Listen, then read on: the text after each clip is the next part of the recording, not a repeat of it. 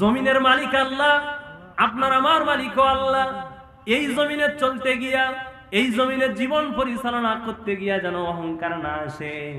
আল্লাহর রাসূল সাল্লাল্লাহু আলাইহি ওয়াসাল্লাম বলেন, হাদিসে কুদসিতে আল্লাহ রাব্বুল আলামিন জানায় দিয়েছেন, আল কিবরিয়াউ রিদাই, অহংকার হলো আমার চাদর। অহংকার কার চাদর? অহংকার আমার চাদর। যে ব্যক্তি মানুষে অহংকার করে সে যেন আমি আল্লাহর চাদর নিয়ে টানাটানি করে। নাউজুবিল্লাহ বলেন না। যে ব্যক্তি মানুষে অহংকার করে, যে ব্যক্তি মানব হয়ে অহংকার করে, যে ব্যক্তি ক্ষমতা পেয়ে অহংকার করে, যে ব্যক্তি পাওয়ার পেয়ে অহংকার করে, দুনিয়ার জীবন পরিচালনা করতে গিয়ে অহংকার করে, আল্লাহ রাব্বুল আলামিন বলেন ও যেন অহংকার করে না, ও আমি আল্লাহর চাদর নিয়ে টানাটানি করে। বলেন নাউজুবিল্লাহ। আমার ভাইয়েরা, অহংকারের কি পতন হয়? অহংকারীকে যে আল্লাহ সয় না, এই জমিনে অহংকারীকে আল্লাহ জায়গা দেয় না, তা এই যে বিগত 17 বছরের স্বৈরাচারীকে দেখে শিক্ষা নেওয়া লাগবে, ঠিক কিনা বলেন? অহংকারীকে আল্লাহ পছন্দ করেন না। 17 বছর ক্ষমতার মসনদে বসেছিল, আল্লাহ তাআলা দুপুরের ভাতটা খাওয়ার ব্যবস্থা করেন নাই, ঠিক কিনা বলেন? সুতরাং এই জমিনে বসবাস করতে হলে অহংকার করা যাবে না, বিনয়ী হয়ে, নম্র হয়ে, আল্লাহর অনুগত বান্দা হয়ে জীবন চালাতে হবে। রাজি আছি আমরা? সম্মানিত উপস্থিতি, আমি আপনাদের সামনে সূরা ফুরকানের 2টি আয়াতে কারিমা তেলাওয়াত করেছি। আমরা সূরা ফুরকান, ফুরকান শব্দের অর্থ হলো সত্য মিথ্যার পার্থক্যকারী। ফুরকান শব্দের অর্থ কি? একটু সবাই আওয়াজ দিয়ে বলবেন। ফুরকান শব্দের অর্থ কি? সত্য মিথ্যার পার্থক্যকারী। এটি কোরআন কারীমের মাক্কি জিন্দেগিতে রাসূল সাল্লাল্লাহু আলাইহি সাল্লামের নাযিলকৃত সূরা। এই সূরার মোট আয়াতে কারিমা 77টি, রুকু 6টি। আমাদের আজকের আলোচনা যে রুকু থেকে, সেটা হলো এই সূরা ফুরকান। সবাই আওয়াজ দিয়ে বলেন, কি নাম? ফুরকান। ফুরকান শব্দের অর্থ জানি কি? সত্য মিথ্যার পার্থক্যকারী। এই সূরা আমরা একটু নাজিলের প্রেক্ষাপটটা দেখব। এই সূরাটা নাজিল হয় রাসূলুল্লাহ সাল্লাল্লাহু আলাইহি ওয়াসাল্লামের মাক্কি জিন্দেগিতে।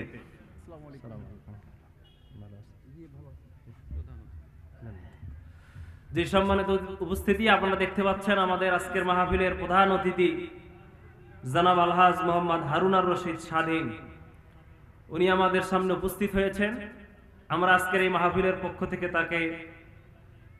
তাকে আমরা সদর সম্ভাষণ জানাচ্ছি। সম্মানিত উপস্থিতি, আমরা যে সূরা ফুরকান তেলাওয়াত করেছি, এই সূরাটা রাসূল সাল্লাল্লাহু আলাইহি ওয়াসাল্লামের মাদানী জিন্দেগিতে নাজিল না মাক্কি জিন্দেগিতে? বলেন তো। মাক্কি জিন্দেগিতে নাজিল হয়েছে। এই সূরার আয়াতে কারিমা 77টি। এখান থেকে আমরা 2টি আয়াতে কারিমা তেলাওয়াত করেছি। এই সূরা নাজিল হয় রাসূলুল্লাহ সাল্লাল্লাহু আলাইহি ওয়াসাল্লামের মাক্কি জিন্দেগিতে। 3 থেকে 4টি বিষয়কে কেন্দ্র করে এই সূরা নাজিল হয়। 1 নাম্বার কারণ হলো মক্কার কাফেররা রাসূলুল্লাহ সাল্লাল্লাহু আলাইহি ওয়াসাল্লাম সম্পর্কে সন্দেহ পোষণ করেছিলেন। কি সন্দেহ তারা পোষণ করেছিলেন? তাদের 1 নাম্বার সন্দেহ ছিল কোরআন সম্পর্কে তাদের সন্দেহ ছিল, কোরআন তো একবারে নাজিল হলেই হইতো। ক্রমান্বয়ে দিনে দিনে 23 বছরের, সুদীর্ঘ 23 বছরের নাজিলের প্রয়োজন কি ছিল? এটা কাদের বক্তব্য ছিল বলেন তো ভাই? মক্কার কাফেরদের। আমার কথা কি বুঝতেছেন আপনারা? তাহলে আওয়াজ দেবেন। আর মিঠাপুকুরের মানুষ তো এমনি আওয়াজ দেয়, ঠিক না? সম্মানিত উপস্থিতি, কাফেররা সন্দেহ করলো, চতুর্পার্শ্বে বলে বেড়া শুরু করে দিল, কোরআনে কারিম যে মুহাম্মাদের উপরে নাজিল হলো, এই কোরআন দীর্ঘ 23 বছরে কেন আসা লাগলো? একবারে তো নাজিল হলেই হয়ে যেত। 1 নাম্বার কারণ এই সূরা নাজিলের। 2 নাম্বার কারণ হলো নবী সম্পর্কে তারা সন্দেহ পোষণ করেছিল। তারা বলল মুহাম্মদ নাকি নবী, যেই নবীর দুনিয়ায় মা নাই, জন্মের আগে বাপটা চলে গেছে। আমার ভাইয়েরা, তারা বলল মুহাম্মদ কিভাবে নবী হয়? মানুষ আবার কেমনে নবী হয়? কেন আল্লাহর পক্ষ থেকে একজন ফেরেশতা নবী হলো না? তারা নবী সম্পর্কে সন্দেহ করলো। 2 নম্বর কারণ। 3 নম্বর কারণ, কোরআন কি আল্লাহর পক্ষ থেকে এসেছে না মুহাম্মাদুর রাসূলুল্লাহ গারে সুরে বসে, হেরা গুহায় বসে নিজে নিজে বানায় আছে। আপনারা সুবহানাল্লাহ কবেন না নাউজুবিল্লাহ। তিনটা কারণকে লক্ষ্য করে রব্বুল আলামিন সূরা ফুরকান নাজিল করে দিয়া কাফেরদের সকল প্রশ্নের জবাব নবীর মাধ্যমে দান করে দিলেন। বলেন সুবহানাল্লাহ। আমার ভাইয়েরা লক্ষ্য করেন, আমি যে আয়াতে কারিমা তেলাওয়াত করেছি, এই আয়াতে কারিমা আল্লাহ তাআলা এমন কিছু গুণের কথা বলেছেন, যেই গুণগুলা অর্জন করলে পারে তারা দুনিয়ায় মুমিন হিসাবে নির্বাচিত হবে। আর এই মুমিনদেরকে আল্লাহ রাব্বুল আলামিন সকল গুনাহ তাদের জীবনের মাফ করে দিয়ে মিটা দিয়া আল্লাহ রাব্বুল আলামিন তাদেরকে কঠিন কিয়ামতের দিনে জান্নাতুল ফিরদাউসের ব্যবস্থা করে দেবে। বলেন সুবহানাল্লাহ। আমার ভাইয়েরা লক্ষ্য করেন, কোরআন নাজিলের আগে ঐতিহাসিকদের মতে ওই সময়টাকে বলা হতো আইয়ামে জাহিলিয়া। জাহিলিয়া মানে কি? আইয়াম মানে হলো দিন বা যুগ বা বছর, আর জাহিলিয়া মানে হলো অন্ধকারের যুগ। মিঠাপুকুরের মুসলমানেরা আওয়াজ দেওয়া লাগবে, ঐতিহাসিকরা ওই যুগকে বলতো আইয়ামে জাহিলিয়া, অন্ধকারের যুগ। আওয়াজ দিয়ে বলেন তো দেখি, ওই যুগের দিনে কি সূর্য উঠতো কিনা? বলেন, উঠতো না? ভাই যারা দাঁড়ায় আছেন আল্লাহর হস্তে বসে যান। আপনাদের লক্ষ্য কি এমন যে বক্তা যদি ভালো হয় ওয়াজ শুনবো, না হইলে চলে যাবো? নিয়ত করে আসেন, বক্তার ওয়াজ ভালো লাগলেও সওয়াব হবে, না লাগলেও কি হবে? সওয়াব দেবে। আল্লাহর নামে, আল্লাহর তো ভান্ডারে কম আছে নাকি?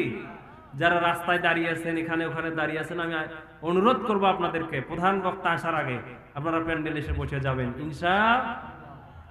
আমার ভাইয়ারা, ওই যুগে সূর্য উঠত, রাত্রিবেলা চন্দ্র আকাশে আলো দিত, কিন্তু তারপরে আইয়ামে জাহিলিয়া হলো কেন? ওই যুগের মানুষদের ভিতরে জ্ঞান ছিল, বুদ্ধি ছিল। শুধু জ্ঞান ছিল না, যে আবু জেহেল রাসূলুল্লাহর চরম শত্রু ছিল, ওই আবু জেহেলের নাম ঐতিহাসিক ভাবে ইতিহাসে এসেছে আবু জেহেল, কিন্তু তার একটা নাম ছিল, তার নাম ছিল আবুল হাকাম। কি নাম ছিল? আবুল হাকাম মানে হলো বুদ্ধির পিতা, জ্ঞানীর পিতা। এত জ্ঞান তাদের ছিল, এত জ্ঞান তাদের, কত জ্ঞান ছিল লক্ষ্য করেন। মরুভূমির ভিতরে কোনো মানুষ যদি হেঁটে যেত, কোনো মানুষ যদি খালি পায়ে হেঁটে যেত, ওই মক্কার কাফেরেরা মানুষের পায়ের পদ চিহ্ন দেখে বুঝে নিত এই মানুষটা অমুক গোত্রের লোক। সুবহানাল্লাহ কবেন না? কত জ্ঞান ছিল তাদের। শুধু কি তাই, কোন ঘোড়া যদি মরুভূমির ভিতরে দৌড়া যাইত, ওই ঘোড়া বা উটের পা দেখে বলে দিত এই ঘোড়াটা অমুক গোত্রের ঘোড়া। এত বুদ্ধি সম্পন্ন লোক থাকার পরেও আল্লাহ রাব্বুল আলামিন কেন তাদেরকে জাহেল বললেন? এর কারণ হলো ওই লোকদের কাছে বুদ্ধি ছিল, এরপরে ওদের কাছে জ্ঞান ছিল, ওদের মেধা ছিল, ওদের ক্ষমতা ছিল, পাওয়ার ছিল, প্রতিপত্তি ছিল, কিন্তু আল্লাহর কোরআনের ওহী না থাকবার কারণে ঐতিহাসিকরা ওই জাতির লোকগুলোকে তাদেরকে জাহিলিয়া বলেছেন। না বলেন নাউজুবিল্লাহ।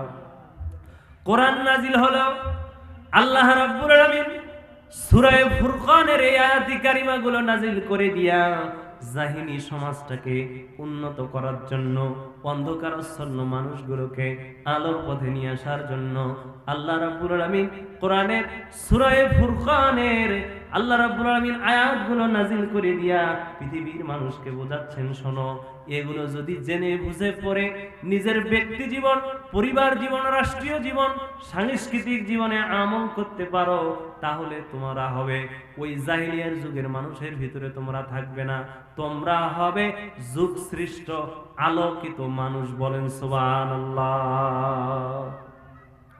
কোরআন নাজিল হলো যেই মানুষগুলো নিজের জৈবিক চাহিদা মেটাবার জন্য প্রয়োজন ছিল একটি নারীর, ওই নারীটা কার মা, কার বোন, কার মেয়ে দেখার জরুরত মনে করতো না।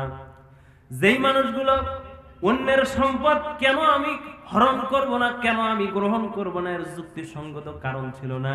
আমি সুদ আমি খাইতেই পারি, জেনা আমি করতেই পারি, ধর্ষণ আমি করতেই পারি, অন্যের সম্পদ লুণ্ঠন আমি করতে পারি, এই যে এগুলো আমি করতে পারি, এগুলো কেন করব না, এর যুক্তিসঙ্গত কারণ ছিল না। আল্লাহ রাব্বুল আলামিন তার কুদরতি পার্লামেন্টের সিদ্ধান্ত অনুযায়ী আল্লাহ রাব্বুল আলামিন জানায় দিলেন, কদ জাআকুম মিনাল্লাহি ওয়া নূরুন ওয়া কিতাবুম মুবিন। সুবহানাল্লাহ। আল্লাহ তাআলা গোটা জাতি যখন অন্ধকারে হাবুডুবু খাচ্ছে, আল্লাহ তাআলা সিদ্ধান্ত অনুযায়ী জানায় দিলেন, কদ জাআকুম মিনাল্লাহি কিতাবুন ওয়া নূরুম মুবিন। আমি আল্লাহ রাব্বুল আলামিন আমার সিদ্ধান্ত অনুযায়ী অন্ধকারাচ্ছন্ন মানুষগুলোকে আলোর পথে আনার জন্য আমি রব্বুল আলামিন, আমি আল্লাহ রাব্বুল আলামিন জমিনে কোরআন কারীমকে আর রাসূলকে পাঠিয়ে দিলাম। বলেন সুবহানাল্লাহ। কোরআন আসলো, ওহী আসলো, মানুষরা বুঝতে শুরু করলো, দ্বীনের দাওয়াত প্রচার শুরু হয়ে গেল, মানুষ আলোকিত হলো। সেই আলোকিত হওয়ার জন্য সূরা ফুরকানের 63 নম্বর আয়াত থেকে আল্লাহ কিছু দফার কথা বলেছেন। সেই দফাগুলোর 1 নম্বর বিষয় আল্লাহ তাআলা বলেন, ওয়াইবাদুর রহমানিল্লাযীনা ইয়ামশুনা আলাল আরদি হাওনা। 1 নম্বর হলো ওই চরিত্র যদি মানুষরা অর্জন করতে পারে, ওই কোয়ালিটি, ওই গুণগুলো যদি মানুষরা অর্জন করতে পারে, তাহলে আল্লাহ রাব্বুল আলামিন তারা আমি রহমানের বান্দা হবে। আর আমার বান্দা যারা হবে তাদেরকে আমি কিয়ামতের দিনে জান্নাতের ব্যবস্থা করে দেব। বলেন সুবহানাল্লাহ। ভাই, এখানে এই আয়াতের শুরুতে হলো ওয়া ইবাদুর রহমান। আল্লাহ বলছেন ওয়া ইবাদুর রহমান, রহমানের বান্দা হলো তারা যারা কি করে, আল্লাযী ইয়ামশুনা আলাল আরদি হাওনা। তাদের 1 নম্বর গুণ হলো রহমানের বান্দা যারা হবে, ওই রহমানের বান্দাদের 1 নম্বর গুণ হবে তারা যখন জমিনে চলাফেরা করবে তারা নম্র এবং ভদ্র হয়ে চলবে। বলেন সুবহানাল্লাহ। আমার ভাইয়েরা, সবাই মিলে আওয়াজ দেওয়া লাগবে। বলেন তো দেখি যে ওয়া ইবাদুর রহমান, আল্লাহ তাআলার অনেকগুলো নাম রয়েছে।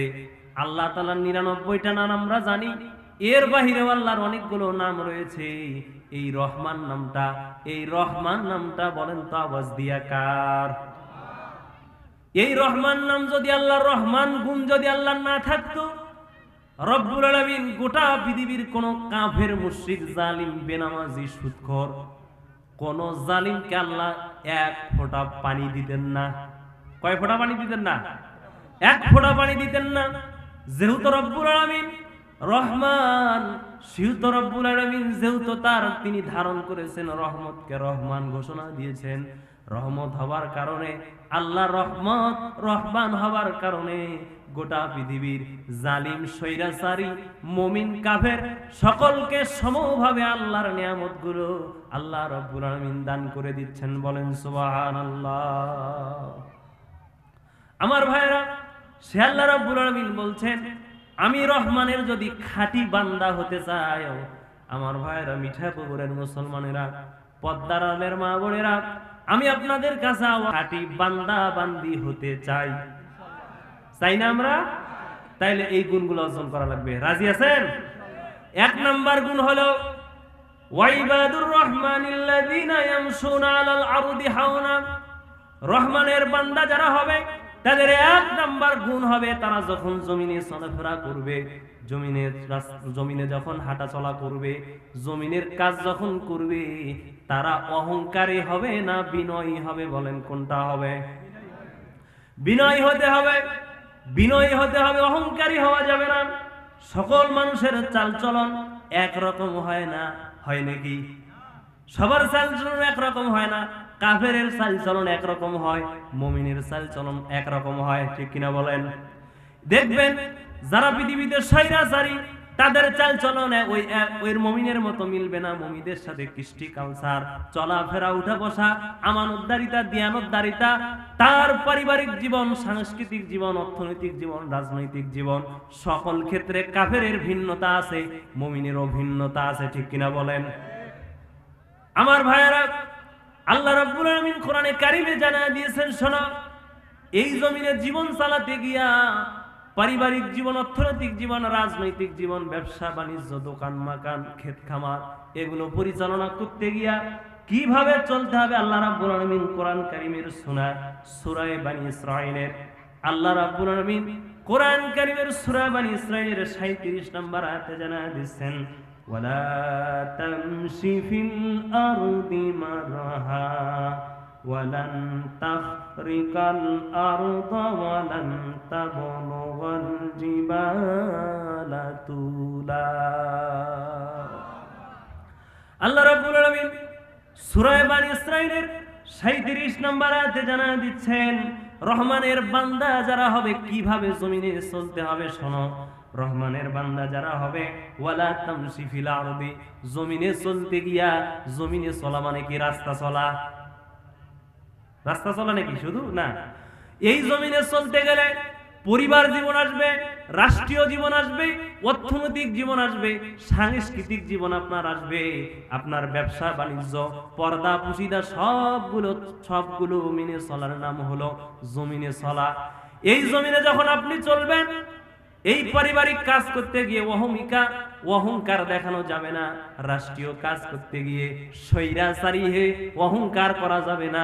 অহংকার করলে পারে আল্লাহর পক্ষ থেকে গজব আসবে, ঠিক কিনা বলেন? তাইলে বলেন, জমিনে অহংকার করে চলতে হবে না বিনয় হয়ে চলতে হবে? নম্র ভদ্র হয়ে চলতে হবে। আমার ভাইরা, আল্লাহ রাব্বুল আলামিন সেই কথাই বলছেন, ওয়ালা তামশি ফিল আরদি মারহা, জমিনে যেন চলতে গিয়া পরিবার জীবন, রাষ্ট্রীয় জীবন, সাংস্কৃতিক জীবন, অর্থনৈতিক জীবন, এই জীবনগুলো মারি দিতে গিয়ে যেন অহংকার না হয়, অহমিকা যেন না করো, কারণ আমি আল্লাহ অহংকার পছন্দ করি না। আল্লাহ অহংকার পছন্দ করে? অহংকার আল্লাহ পছন্দ করে না। আর মানুষ কেন অহংকার করবে? মানুষের তো অহংকার করা সাজে না। মানুষকে আল্লাহ তাআলা শিখাচ্ছেন, তুমি কেন অহংকার করবা? অহংকার তো তোমার ভূষণ নয়। অহংকার শুধুমাত্র কেবলমাত্র আমি আরশের মালিক আল্লাহ রাব্বুল আলামিন করতে পারি। বলেন সুবহানাল্লাহ। মানুষ হয়ে কেন আপনি অহংকার করবেন? আপনার মানুষের জন্মটা কি দিয়া বলেন তো? এক ফোঁটা নাপাক পানি দ্বারা মানুষের জন্ম, সেই নাপাক পানিটা শরীর থেকে নির্গত হলে পারে গোসল ফরজ হয়ে যায়। এই যে পানি দিয়ে আপনার জন্ম, ওই নরমাল পানিটা দিয়া নাপাক পানি দ্বারা আল্লাহ বানায়ছেন, ওই পানির জন্ম হয়ে আপনি কেন অহংকার করবেন? অহংকার কেবলমাত্র শুধুমাত্র আওয়াজ দিয়ে বলেন কে করতে পারে? সুতরাং জমিনের মালিক আল্লাহ, আপনার আমার মালিকও আল্লাহ। এই জমিনে চলতে গিয়া, এই জমিনের জীবন পরিচালনা করতে গিয়া যেন অহংকার না আসে। আল্লাহর রাসূল সাল্লাল্লাহু আলাইহি ওয়াসাল্লাম বলেন, হাদিসে কুদসিতে আল্লাহ রাব্বুল আলামিন জানায়া দিয়েছেন, আল কিবরিয়াউ রিদাই, অহংকার হলো আমার চাদর। অহংকার কার চাদর? অহংকার আমার চাদর। যে ব্যক্তি মানুষে অহংকার করে, সে যেন আমি আল্লাহর চাদর নিয়ে টানাটানি করে। নাউজুবিল্লাহ বলেন না? যে ব্যক্তি মানুষে অহংকার করে, যে ব্যক্তি মানব হয়ে অহংকার করে, যে ব্যক্তি ক্ষমতা পেয়ে অহংকার করে, যে ব্যক্তি পাওয়ার পেয়ে অহংকার করে, দুনিয়ার জীবন পরিচালনা করতে গিয়ে অহংকার করে, আল্লাহ রাব্বুল আলামিন বলেন ও যেন অহংকার করে না, ও আমি আল্লাহর চাদর নিয়ে টানাটানি করে। বলেন নাউজুবিল্লাহ। আমার ভাইয়েরা, অহংকারের কি পতন হয়? অহংকারীকে যে আল্লাহ সয় না, এই জমিনে অহংকারীকে আল্লাহ জায়গা দেয় না, তা এই যে বিগত 17 বছরের স্বৈরাচারীকে দেখে শিক্ষা নেওয়া লাগবে, ঠিক কিনা বলেন? অহংকারীকে আল্লাহ পছন্দ করেন না। 17 বছর ক্ষমতার মসনদে বসেছিল, আল্লাহ তাআলা দুপুরের ভাতটা খাওয়ার ব্যবস্থা করেন নাই, ঠিক কিনা বলেন?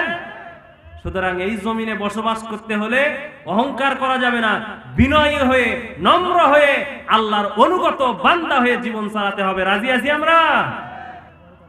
আমার ভাইয়েরা, আল্লাহ রাব্বুল আলামিন সেই কথাই বলেছেন, অহংকার করা যাবে না। আল্লাহ তাআলা সাদ্দাদের ঘটনা, কোরআনে অনেকের ঘটনা বলেছেন।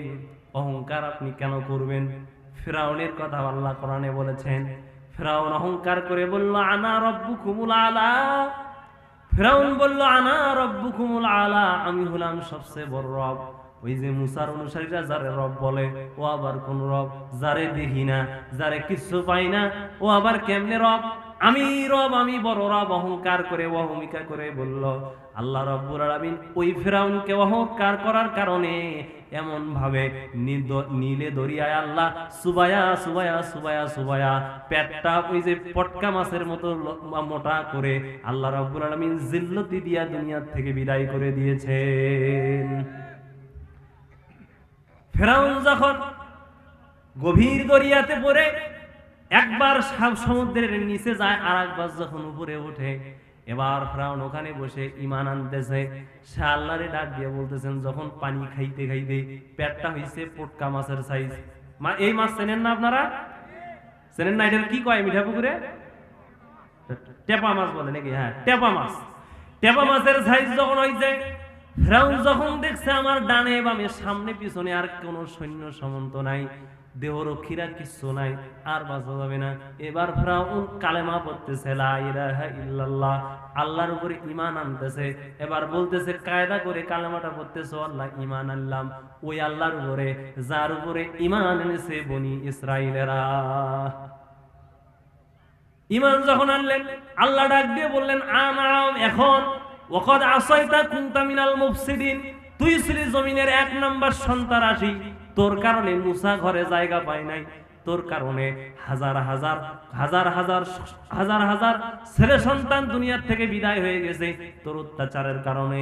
এখন আনাম, এখন আল্লাহ বলেন, ওয়াকাদ আসাইতা ওয়া কুনতা মিনাল মুফসিদিন, তুই ছিলি জমিনের 1 নাম্বার সন্ত্রাসী।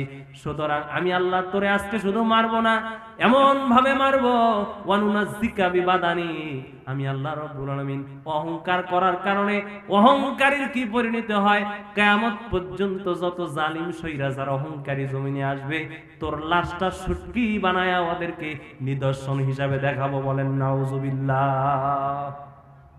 সুতরাং মিঠাপুকুরের মুসলমানেরা, অহংকার করা যাবে? অহংকার করা যাবে না। আমার ভাইরা, এই হলো খাঁটি মুমিনের, রহমানের খাঁটি বান্দার 1 নাম্বার গুণ। তারা যখন জমিনে চলাফেরা করবে, তারা অহংকার করবে না। 2 নাম্বার গুণ হলো আল্লাহ তাআলা বলেন, আল্লাহ বলেন, ওয়াইদা খাতাবাহুল জাহিলুনা ক্বালু সালামা। সুবহানাল্লাহ বলেন। আমার ভাইরা, 2 নাম্বার গুণ আল্লাহ রাব্বুল আলামিন বলেন, ওয়াইদা খাতাবাহুমুল জাহিলুনা ক্বালু সালামা। আর যখন মূর্খ শ্রেণীর লোকেরা, যখন তাদের সাথে ঝগড়া করতে আসে, তখন তারা বলে ক্বালু সালামা। মূর্খ লোক সমাজে আছে না নাই? জাহেল লোক আছে কিনা? দেখবেন কোরআন হাদিস দিয়া, কোরআন হাদিস ইজমা কিয়াস দিয়া শরবত বানায় ওরে ঘুটে খাওয়াইবেন। খাওয়ার পরে শেষে বলবে, হুজুর আমার আব্বাই করছে, এমন পারি নাই। কয়, হুজুর আমার বাপ করছে, আমার বাপ কি ভুল করে গেছে? আরে ভাই, আপনার বাপ যদি ভুল করে যেত আমি কি করি? কোরআন হাদিস দিয়া মন্থন করে ওরে মধু বানায় খাওয়া দেবেন। দেওয়ার পরে ও বলবেন যে, কি ভাই বুঝছেন? কয় না, বুঝি নাই। ওই একটা গল্প শুনছিলাম, সেই গল্পটা বলবো। একটা গল্প শুনছিলাম যে এক লোক সারা জীবন নামাজ পড়ে না, মদ জুয়া এগুলো খেয়ে বেড়ায়, এলাকায় মস্তানি করে বেড়ায়। তো মসজিদের হুজুর চিন্তা করলো যে এর হেদায়েত আনা উচিত। ওরে একদিন ডাক দিয়ে বললো, ভাই তোরে আমি বুঝাবো, তোরে যদি আমি বুঝাই, তুই যদি বুঝিস তাইলে নামাজ পড়বি। এটা কি তুই মানে নামাজ তুই পড়বি, এটা কি স্বীকার করিস? বা তুই কি ওয়াদা দিতে পারবি যে বুঝলে পরে তোরে নামাজ পড়া লাগবে? আমার কথা কি বুঝছেন? ইমাম সাহেব বলছে, তোরে আমি বুঝাবো, যদি তুই বুঝিস তাইলে তোরে নামাজ পড়া লাগবে, রাজি আছিস? ও বলছে যে, হুজুর হ্যাঁ, এই কথাটা আপনারে বলতে চাচ্ছি, আপনি যদি আমারে বুঝাইতে পারেন তাইলে আমি কথা দিলাম কাল থেকে নামাজ পড়বো। এবার হুজুর সকালবেলা সব কাজ ছেড়ে দিয়া ওর বাড়িতে চলে আসছে। আসার পরে যখন দেখছে হুজুর আসছে, ওর বউ চিন্তা করছে, হুজুর আইছে কে? বলে যে, হুজুর নাকি আমারে বুঝাবে, বুঝাইলে পরে আমি নামাজ পড়বো। আর একটা শর্ত দিছি, হুজুর যদি আমারে বুঝাইতে পারে নামাজ পড়া লাগবে, তাইলে আমার বাড়ির বড় গরুটা ওরে দেব। কোনটা দেবে বলে তো? বড় গরুটা হুজুরের দেব। হুজুর চলে আসছে, ওরে বুঝাইছে 2-3 ঘন্টা খানেক বুঝাইছে নামাজ পড়া লাগবে, হারাম কাজ করা যাবে না, চুরি করা যাবে না, টেন্ডারবাজি করা যাবে না, চাঁদাবাজি করা যাবে না, এগুলো বুঝাইছে। সর্বশেষ হুজুর ওয়াজ করার পরে ওরে বলছে, ভাই তুই কি বুঝছিস? আপনারা আমার কথা বুঝতেছেন? 2-3 ঘন্টা ওয়াজ করার পরে ওরে বলছে, তুই কি বুঝছিস?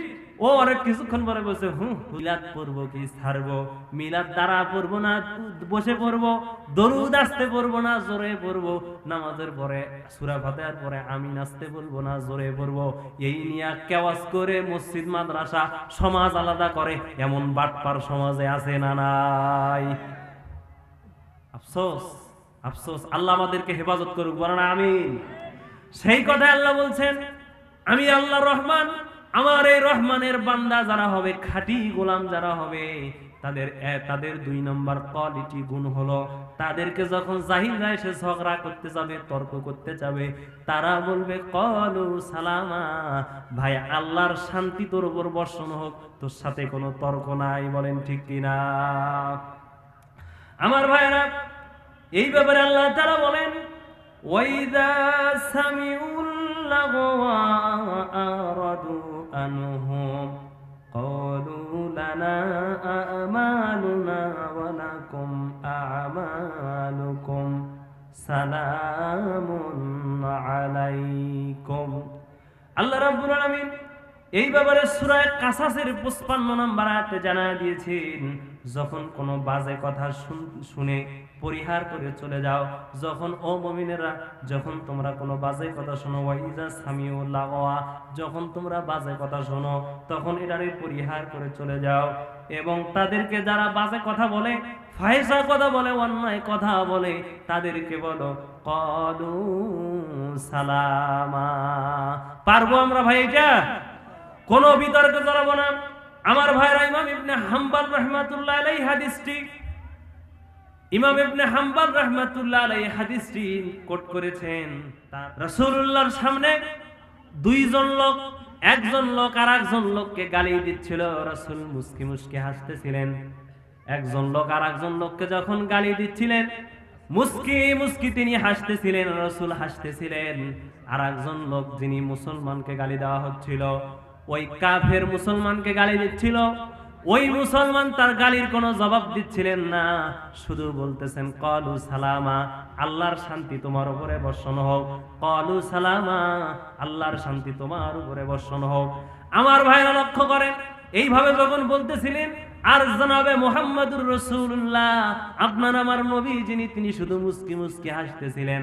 আল্লাহর নবী ঝগড়া শেষে যখন ওই মুসলমান চলে গেলেন, ওই সাহাবী এসে রাসূলকে বললেন, হুজুর, ওই যে কাফের যখন আমাকে গালি দিচ্ছিল, আর আমি যখন ক্বালু সালামা বলতেছিলাম, গালির জবাব না দিয়া আপনি নবী কেন হাসতেছিলেন? রাসূল বললেন, ও সাহাবী, আমি নবী, আমি যা দেখি তোমরা তা দেখো না। তুমি যখন তাকে গালির জবাব না দিয়া ক্বালু সালামা, আল্লাহর শান্তি বর্ষিত হোক, তুমি তখন বলতেছিলে, আল্লাহর রহমতের ফেরেশতা তার সকল গালির জবাবগুলো তোমার পক্ষ থেকে দিয়ে দিচ্ছিল। বলেন সুবহানাল্লাহ। আমার ভাইরা, এই গুণটা আমরা অর্জন করতে পারবো? আল্লাহ তাআলা আমাদেরকে তৌফিক দান করুক, বলেন আমিন। আমার ভাইরা, 3 নম্বর গুণ রহমানের খাঁটি গোলামের, খাঁটি বান্দার 3 নম্বর গুণ হলো ওয়াইদা খাতাবাহুমুল জাহিলুনা ক্বালু সালামা। এটা হলো 2 নম্বর গুণ। এই ঝগড়া বিবাদ আমাদেরকে কমাইতে হবে। গ্রামে যখন ঝগড়া বিবাদ লাগে, এই গুণটা বেশি মহিলাদের আছে। ভাই রে ভাই, ঝগড়া যখন লাগে, ও মনে হয় মহিলার এই মাইকের আওয়াজ দিয়া, মাইকের আওয়াজ আর কতদূর শোনা যায়। এখানে যদি 2 মহিলা ঝগড়া লাগে, ওই যে মরাহাটির বাজার থেকে শোনা যায়, ঠিক কিনা বলেন? না মা, পর্দার আড়ালের যে মায়েরা আছেন, আমি আপনাদেরকে বিনয়ের সাথে বলি, মা, এইরকম করে ঝগড়া বিবাদ করা যাবে না। রাসূলের স্ত্রীরা, উম্মাহাতুল মুমিনিনরা, সাহাবায়ে কেরামের পরিবারের নারীরা এইভাবে ঝগড়া করছে, করে না। আর আমাদের পুরুষ মানুষের অবস্থা কি? যদি কারোর সাথে লাগে ভাই, মুখের ভাষা যা, এখানে আমি বললাম না, তাই এখানে আমি বললাম না। আল্লাহ আমাদেরকে হেফাজত করুক, বলেন আমিন। আমার ভাইরা, 3 নম্বর রহমানের খাঁটি বান্দার কোয়ালিটি হলো, আল্লাহ তাআলা বলেন, ওয়াল্লাযীনা ইয়াবিতুনা লিরাব্বিহিম সুজদান ওয়া কিয়ামা।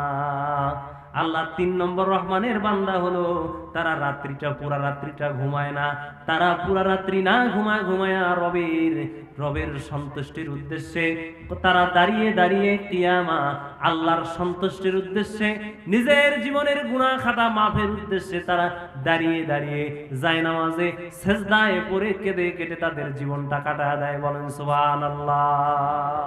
শোনেন, শেষ কথা বলি, বক্তব্য দিয়া, হরতাল দিয়া, মিছিল দিয়া, মিটিং দিয়া ইসলামী আন্দোলনকে কোনো কালে বিজয়ী করা যায় নাই, আর ভবিষ্যতেও যাবে না। ঠিক কিনা বলেন? ইসলামী আন্দোলনকে বিজয় করতে গেলে যেমনি ভাবে রুহবানাল লাইল ওয়া ফুরসানান নাহার, দিনের বেলা মুজাহিদের ভূমিকায় পদার্পণ করতে হবে, আর রাত্রি বেলা পুরা সময়টা বিছানায় না কাটায়া আল্লাহর সন্তুষ্টির জন্য ইসলামী আন্দোলনকে, যে কোনো আন্দোলনকে সফলতার পথ শিখরে নিয়ে যাওয়ার জন্য রাত্রিবেলা দাঁড়িয়ে দাঁড়িয়ে রবের কাছে কান্নাকাটি করতে হবে। ঠিক কিনা বলেন? এই জন্য যেই কথাটা আমি বলতে চাই সেইটা হলো, আজকের ইসলামী আন্দোলনের কর্মীদেরকে, প্রত্যেকটা মুসলমান নর নারীকে যেমনি ভাবে ইসলামের পক্ষে দিনে মাঠে কাজ করতে হবে, রাত্রিবেলা ফরজ সালাতের পরে পরে তাহাজ্জুদের নামাজে দাঁড়ায়া দাঁড়ায়া আল্লাহর কাছে সাহায্য চাইতে হবে। বলেন ঠিক কিনা?